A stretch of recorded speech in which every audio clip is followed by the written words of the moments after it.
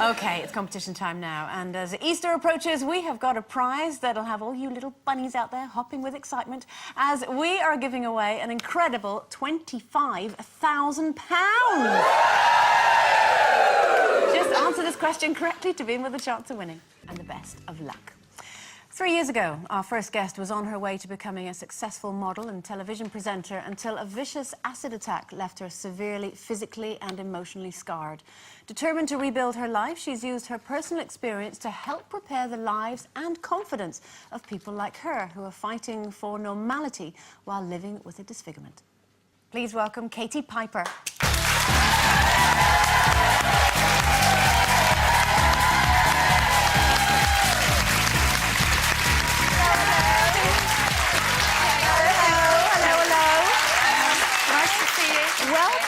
Welcome to the show. Thank you. Congratulations on a wonderful series. Yeah. It ends tonight is the last episode, yeah, it's isn't the last one of 4 tonight, so yeah. And is it true? It's been filmed over, what, about the last 18 months ago, so some of the series is fairly old, and then we're seeing right up until quite recently. Yeah, right up until February, actually. So, yeah, when I'd had enough by then, yeah. So, and how much of a difference has it made to you to go around and help people, like the girl that we just saw there? How much has it helped you? I think it's been a real two-way thing, because, you know, I had great family and support and friends, but there's still that feeling of isolation because none of my friends had a disfigurement. So meeting those people, it was great to have new friendships, but also people that had been born with conditions and got through their entire life, adolescence, you know, really testing times, to actually give me advice as well. So it was really beneficial for both of us. Like Kaylee said early on in the documentary, you know, she couldn't work out how you got past it, how you got past, you know, the going out and being more confident. How do you? Well, I do think you can hit a brick wall, and I did as well, and I think that's probably why they all agreed to take part, because, you know, when you're embarrassed about the way you look, going on telly probably isn't the ideal next step, really, and it wasn't for me in the beginning either. But I think you just get to a point where you say, this is me, this is how I look, it's permanent, and I'm going to embrace it and make the best of a bad situation. And you kind of fake it for ages of being confident, and then actually it grows and organically comes, and then you are proud of it. You threw yourself in the deep end making the series, because in a way, when they make a documentary about you, you're in it, you're filmed, and then it goes out. But once you make a series, it's all about you going out and telling a new story, isn't it? Yeah, which was quite nice for me to take on a different role, more of a mentor. And you know what the first documentary did was kind of bring disfigurement to sort of the forefront, which was great. But I think what I was conscious of in this one was saying, actually, I'm not the only person out there, and there are people from lots of different backgrounds with different conditions that are suffering in silence, you know, all the time, and perhaps wouldn't get the chances that I've had to say how it is. Have you looked back at the first episode and seen how far you've come? Because that's quite a big period of time, isn't it? The actual first documentary, yes. I've only watched it once in my entire life. Yeah.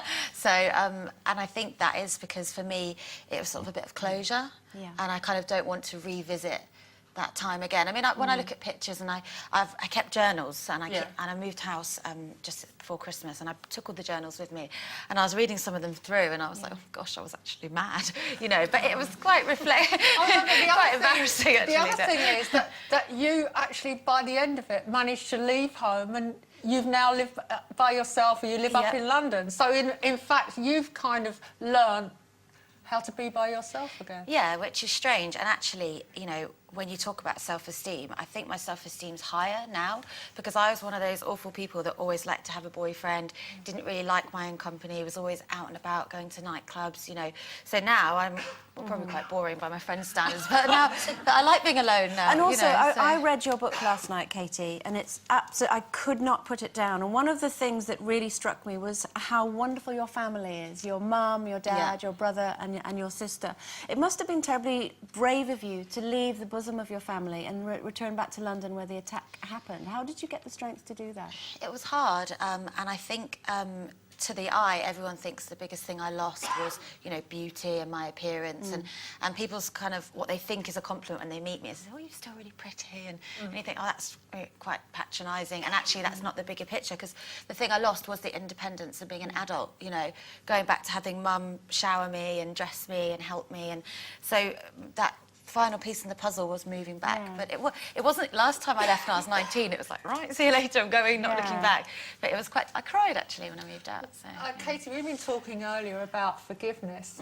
I can see at the beginning of your book, there's no way you're going to forgive the person that did this to you. But having finished the TV series now, do you think there's any way that you can move on?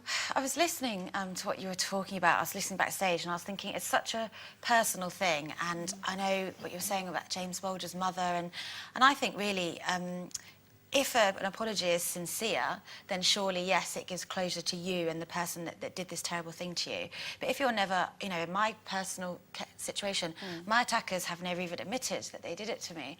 So I'm nowhere even quarter of the way to them giving me an apology. So I don't know if I could give something that's never been asked of me. Where do you go? Where do you go now, Katie? Because one of the most inspirational things about you is you've taken something which was so horrifically negative and turned it into a positive, not only for yourself, but for the people that you've met through your programme, and also the Katie Piper Foundation. How do you see yourself going now the series has ended? Is it just with your charity work? Or? Well, yeah, I mean, the series has had a phenomenal effect on the charity. The website crashes every time a show goes out, which is great, though, because, you know, you've got lots of different resources for people. And I have had so many other people who perhaps wouldn't want to be on telly, but now have come and approached me, you know, as a consequence of seeing it. So that's, you know, growing, which is brilliant.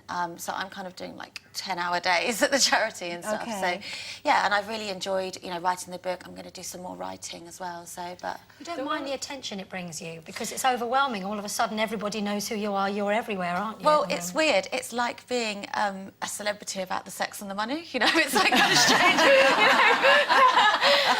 And people like come up to me in the street and they think they're being really nice, and I'm like, oh God, because I sometimes get a bit jumpy. But it is positive attention, and it's mainly women, and it's nice, and actually, you know, it is good for my confidence and the people that have been in the programme. So it is nice. I think the most positive thing to come out of it all is the fact that it really highlights to everybody how obsessed we are with the way we look. Yeah.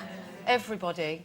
And, you know, I think it's a great lesson for people to just, you know, to be able to look at themselves and not, you know, pick holes and think I could be better looking here or whatever, because, you know, something like that could happen to them. Yeah, and I think as a general we have to get over things, because, like, you know, when I look in the mirror I think, OK, you know, I've got a scar down here, but essentially what is that? It's skin that's misshapen. Why is that so bad, you know? And who told us that it was? There's like this big general opinion that this is unattractive, but why can't I set my own trend and decide, you know, if I don't feel unattractive, why should I hide it? Everybody's seeking perfection all the time, aren't they? We're so hard on ourselves, aren't we? Yeah, it's bad. It is But really the high bad. ratings for your series mean that you will have reached many, many more people and got your message across, sure. I hope so, I really do. And I hope it's, you know, not just people watching, because it's not sensationalised to come and watch and see how bad we all look. It's not so empathetic that it's a victim, you know. I think it should be, it's accomplished people with partners, careers, and, you know, disfigured doesn't mean dysfunctional, you know. Katie, it's been lovely to meet you. It's Katie Piper, everyone. Thank you so much.